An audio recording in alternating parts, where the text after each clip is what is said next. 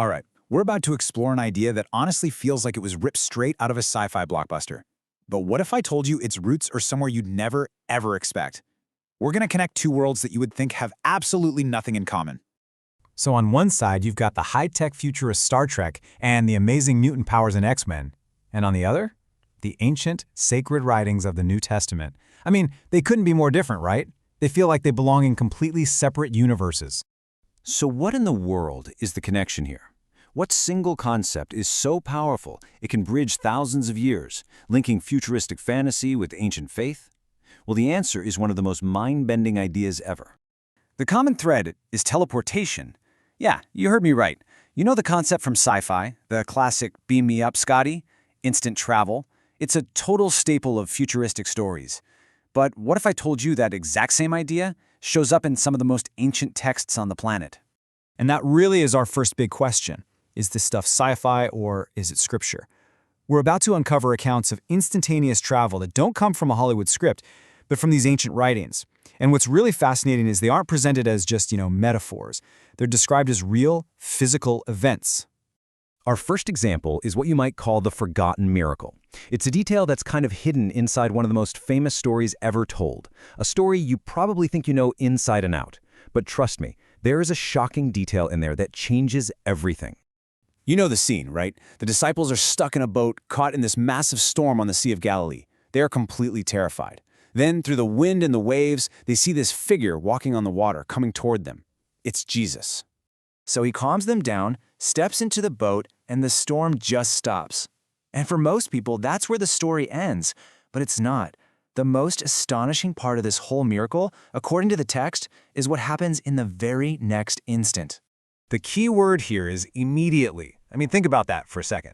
They weren't just near the shore. The text says they were miles out in the middle of a lake during a storm. But the moment Jesus gets in the boat, bam, they are instantly at their destination. That's not a fast boat trip. That is teleportation. Okay, so if that first account was kind of subtle, this next one is, well, it's about as subtle as a sledgehammer. We're moving on to what might just be the clearest, most undeniable account of teleportation in the entire text, an event the narrative describes as being snatched by the Spirit. So here's the setup. A man named Philip is guided to meet this important official on a desert road. After he explains a passage of Scripture, the official asks to be baptized in some water nearby. Philip agrees, he performs the baptism, and that's when the laws of physics seem to just take a coffee break. And just listen to the language here. It doesn't say Philip walked off or caught a ride. It says he was snatched away. It sounds sudden, violent, and totally instantaneous. One moment he's standing in the water, and the next, he's just gone.